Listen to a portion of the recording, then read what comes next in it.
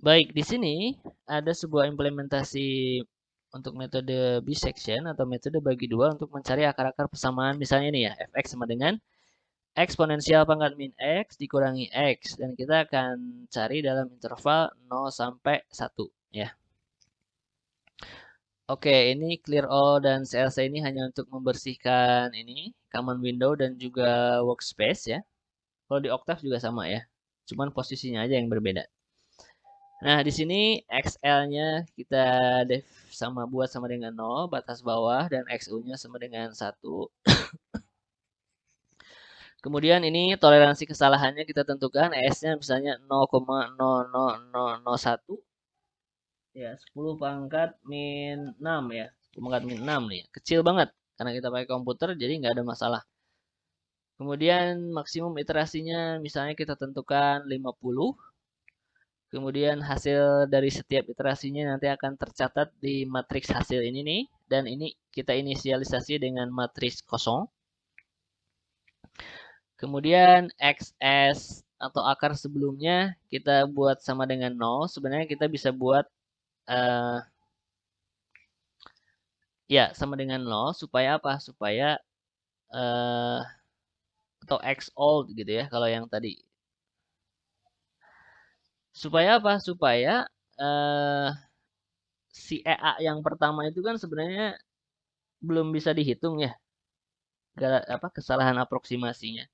Karena kan pas iterasi pertama itu belum ada hasil tebakan sebelumnya. Maka supaya kesalahannya nanti jadi 100%, maka kita buat XS-nya ini atau tebakan sebelumnya itu kita buat sama dengan 0. Nanti kita lihat ya hasilnya.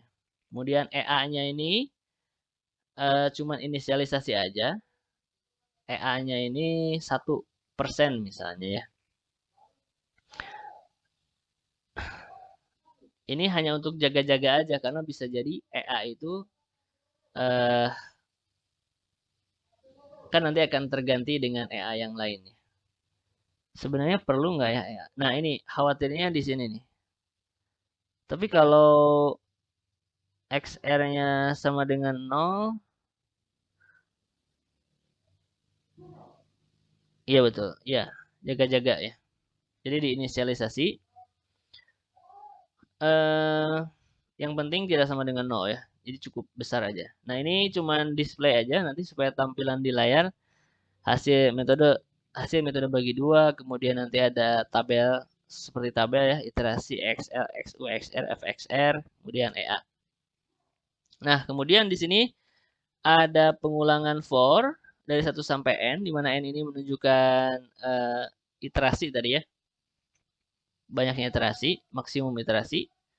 Kemudian pertama kita hitung XR-nya dulu. XR itu sama dengan XL ditambah XU dibagi 2. Ya. Kemudian kita hitung nilai fungsinya.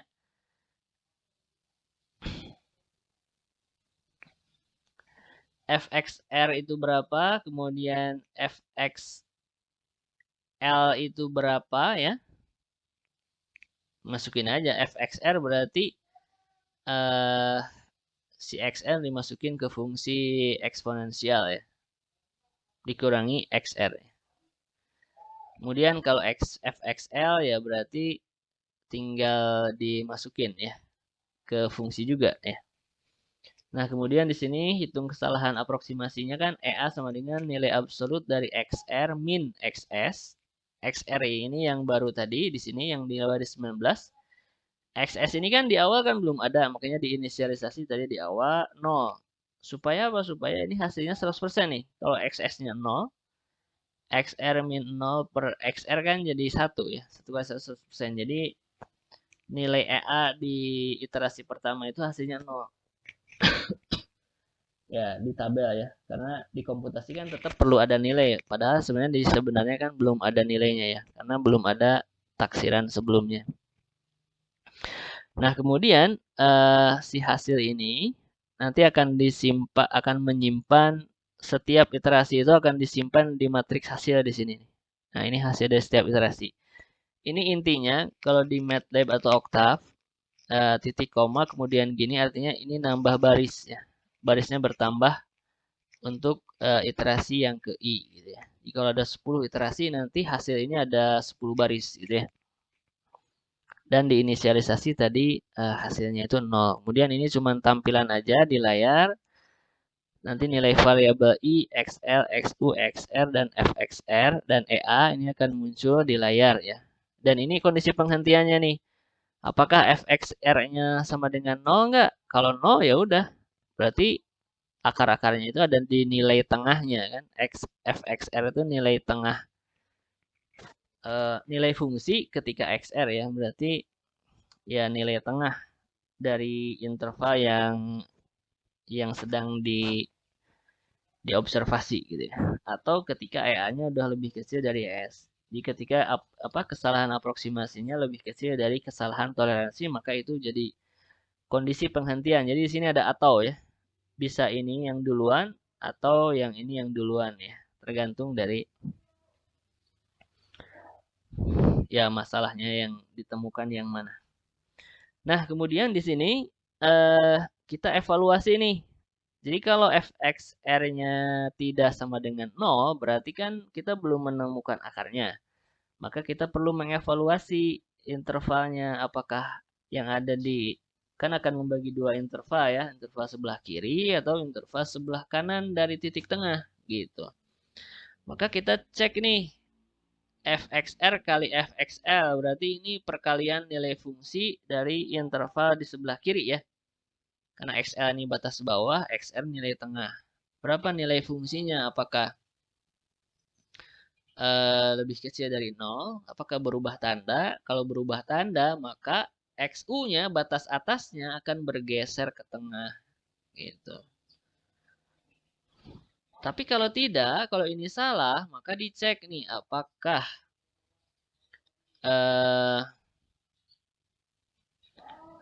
fxr-nya dikali fxl-nya lebih besar dari 0. Ya, jadi kalau lebih besar berarti kan akar-akarnya bukan di sini ya, pasti ada di interval yang kedua kan gitu ya. Jadi kalau ini salah, kemudian ternyata ini adalah benar, kita nggak ngitung fxu ya di sini ya. Fxu-nya boleh aja dihitung kalau mau. Berarti kalau fxu-nya dihitung berarti di sini tinggal gini, apakah fxu kali fxr kurang dari 0 kan gitu ya. Tapi karena untuk menghemat komputasi ceritanya, jadi cukup kita hitung fxl sama fxr, maka dari situ juga kita bisa menentukan ada di interval mana si akar-akarnya. Makanya di sini apakah fxl kali fxl ini tidak berubah tanda? Kalau tidak berubah tanda berarti pasti akarnya ada di interval yang kedua ya. Oke, sebenarnya ini nggak perlu ya, mohon maaf ini akan saya hapus saja. Karena otomatis itu ada di atas ya. Oke, nah gini. Kemudian XS-nya setelah ini selesai, dia akan menyimpan nilai XR yang baru ya. XS ini kan tujuannya untuk menyimpan nilai aproksimasi sebelumnya. Untuk nanti digunakan pada saat menghitung kesalahan aproksimasi. Oke, kalau kita coba run, itu kira-kira nanti akan diulang-ulang ya pengulangan ini. Jadi setelah kita geser-geser, jadi dalam satu iterasi itu selama kita belum menemukan akarnya, maka itu sebenarnya kita menggeser-geser batasnya. Apakah XU-nya yang bergeser ke tengah atau XL-nya yang bergeser ke tengah gitu kan. Tergantung pada posisi akar-akarnya tadi, apakah ada di interval sebelah kiri atau ada di interval sebelah kanan ya. Terus saja diulang-ulang. Nah, kalau kita coba run,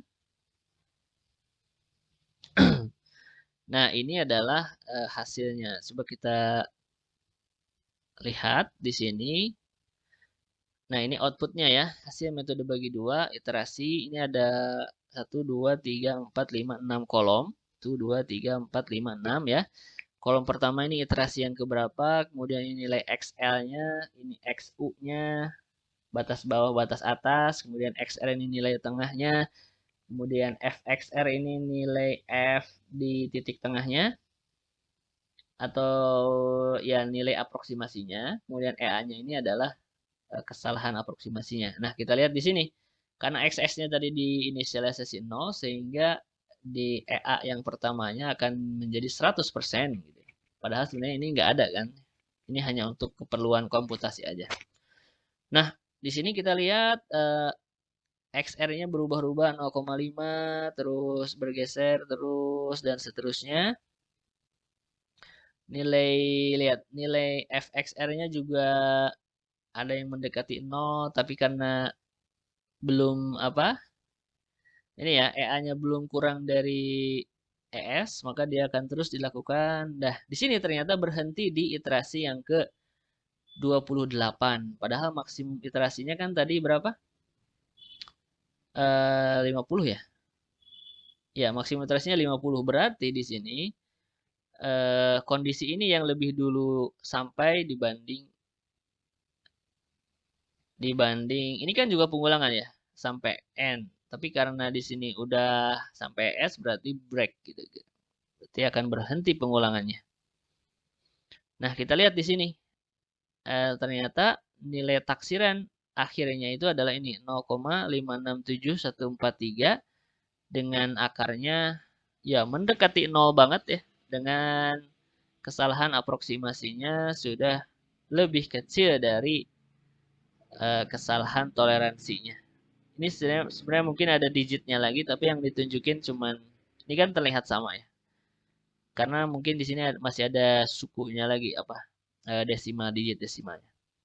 Nah itu bagaimana implementasi dari eh, metode bagi dua dengan menggunakan MATLAB atau Octave. Ya software ini bisa juga di run di Octave ya.